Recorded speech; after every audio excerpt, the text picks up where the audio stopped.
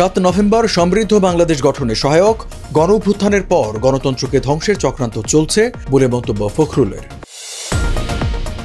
জুলাই সনদে note of dissent বলে কিছু থাকবে না, জনগণ যা চায় সেসবই বাস্তবায়িত হবে বললেন নাহিদ। নির্বাচন নিয়ে যারা বিভ্রান্তি ছড়ায় তারা স্বৈরাচারের দোসর, জনগণ নির্বাচনের অপেক্ষায় আছে নেত্রকোনায় প্রেস সচিব।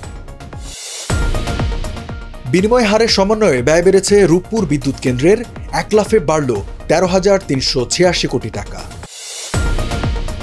এবং ইতিহাসের সর্বোচ্চ বেতন পাবেন ইলন মাস্ক, $1 ট্রিলিয়ন প্যাকেজ অনুমোদন টেসলার শেয়ার হোল্ডারদের।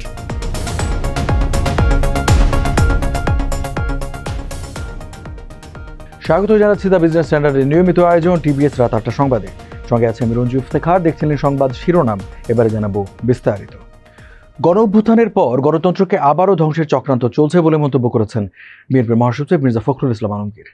তিনি বলেন, জাতীয় বিপ্লব ও সংহতি দিবস আমাদের সেই পথে পরিচালিত করতে পারে যা সত্যিকার অর্থে গণতান্ত্রিক ও সমৃদ্ধ বাংলাদেশ গঠনে সহায়ক হবে।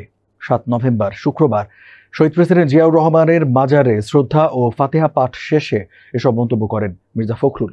তিনি বলেন, 1975 সালের এই দিনে দেশপ্রেমিক সৈনিক ও নাগরিকরা ঐক্যবদ্ধভাবে আধিপত্যবাদের চক্রান্ত ব্যর্থ করে দেয় এবং দেশের সবচেয়ে জনপ্রিয় রাষ্ট্রনায়ক শহীদ প্রেসিডেন্ট জিয়াউর রহমানকে গৃহবন্দী অবস্থা থেকে উদ্ধার করে রাষ্ট্র পরিচালনার দায়িত্ব দেন।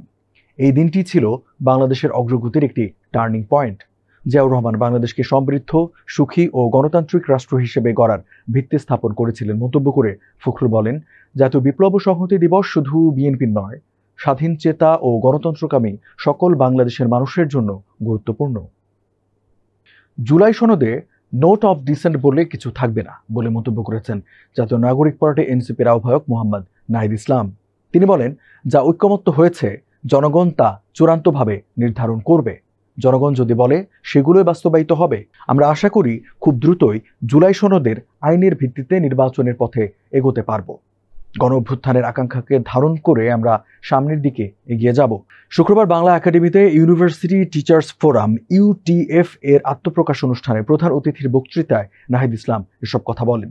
তিনি আরও বলেন, আগামী সংসদ এবং যে সংস্কার পরিষদ গঠন হবে সেখানে তরুণ, শিক্ষক, নারী, সংখ্যালঘু ও বিভিন্ন পেশাজীবী অংশ নেবেন। এভাবে জুলাই সনদের লক্ষ্য বাস্তবায়িত হবে। নাহিদ ইসলাম বলেন, আগামী নির্বাচনে যারা গণ অভ্যুত্থানের অংশীদার ছিলেন তাদের সবার সংসদে থাকার সুযোগ থাকা উচিত।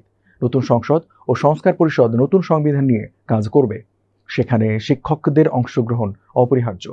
জাতীয় নাগরিক পার্টি এই দিকটি নিশ্চিত করার চেষ্টা করবে। প্রধান উপদেষ্টার প্রেস সচিব মোহাম্মদ শফিকুল আলম বলেছেন, নির্বাচন নিয়ে যারা বিভ্রান্তি ছড়াচ্ছেন তারা পতিত স্বৈরাচারের দোসর। জনগণ এখন নির্বাচনের অপেক্ষায় আছে। এবারে নির্বাচন হবে গ্রহণযোগ্য, উৎসবমুখর ও শান্তিপূর্ণ। 7 নভেম্বর নেত্রকোনা সার্কিট হাউসে সাংবাদিকদের সঙ্গে এক মতবিনিময় সভায় প্রেস সচিব এসব কথা বলেন। শফিকুল আলম বলেন, ত্রয়োদশ জাতীয় সংসদ নির্বাচন নিয়ে কোনো বিভ্রান্তি বা সংশয়ের অবকাশ নেই। অন্তর্বর্তী সরকারের অধীনেই আগামী নির্বাচন অনুষ্ঠিত হবে। তিনি বলেন, নির্বাচন ফেব্রুয়ারির প্রথমার্ধেই হবে। এই নির্বাচন ঠেকানোর শক্তি, ক্ষমতা কারো নেই। এটি বাংলাদেশের ইতিহাসে সেরা একটি নির্বাচন হবে। প্রেস সচিব বলেন, দেশে এখন নির্বাচনের হাওয়া বইছে, সবাই নির্বাচনের প্রস্তুতি নিচ্ছে। আইন শৃঙ্খলা পরিস্থিতিও সন্তোষজনক রয়েছে। সভায় জেলা প্রশাসক আবদুল্লাহ আল মাহমুদ জামান, পুলিশ সুপার মির্জা সায়েম মাহমুদ সহ জেলার সাংবাদিকেরা উপস্থিত ছিলেন। মার্কিন ডলারের বিপরীতে টাকার দর কমার কারণে রূপপুর পারমাণবিক বিদ্যুৎ প্রকল্পের ব্যয় 13,386 কোটি টাকা বা 11.84% বেড়েছে।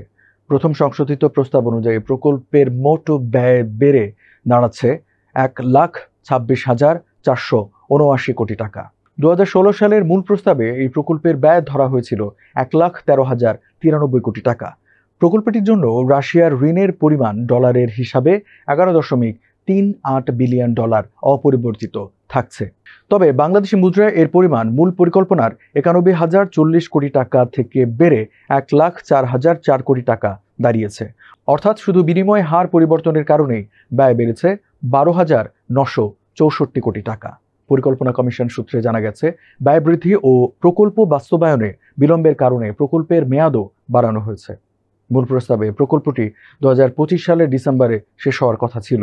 নতুন সংশোধিত প্রস্তাবে প্রকল্পের মেয়াদ 2028 সালের জুন পর্যন্ত বাড়ানোর প্রস্তাব করা হয়েছে। বৈদ্যুতিক গাড়ি নির্মাতা প্রতিষ্ঠান টেসলার প্রধান নির্বাহী কর্মকর্তা ইলন মাস্কের জন্য এক নজিরবিহীন বেতন প্যাকেজ অনুমোদন করেছে কোম্পানির শেয়ার হোল্ডাররা। স্থানীয় সময় ৬ নভেম্বর অনুষ্ঠিত ভোটাভুটিতে ৭৫%-এরও বেশি শেয়ার হোল্ডার মাস্কের পক্ষে রায় দেন। এই সিদ্ধান্ত কার্যকর হলে মাস্ক ইতিহাসের প্রথম ট্রিলিয়নিয়ার বা লাখো কোটি ডলারের মালিক হতে পারেন। টেসলার বার্ষিক সাধারণ সভায় এই ভোট হয়। ফলাফল ঘোষণার সঙ্গে সঙ্গে এই সভায় উপস্থিত বিনিয়োগকারীরা উল্লাসে ফেটে পড়েন। এ সময় মাস্কও তাদের ধন্যবাদ জানান। এখন মাস্ক টেসলা থেকে নির্দিষ্ট কোনো বেতন নেন না, বরং তার আয় নির্ভর করে শেয়ার ভিত্তিক বেতন কাঠামোর উপর। এই প্যাকেজে তিনি আগামী 10 বছরে 42 কোটি 37 লাখ টেসলা শেয়ার পাওয়ার সুযোগ পাবেন। এর বাজার মূল্য দাঁড়াতে পারে প্রায় $1 ট্রিলিয়ন।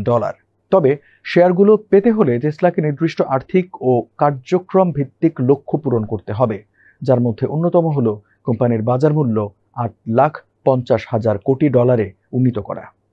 দর্শক, এই ছিল টিবিএস রাত ৮টা সংবাদে। এতক্ষণ সাথে থাকার জন্য ধন্যবাদ সবাইকে।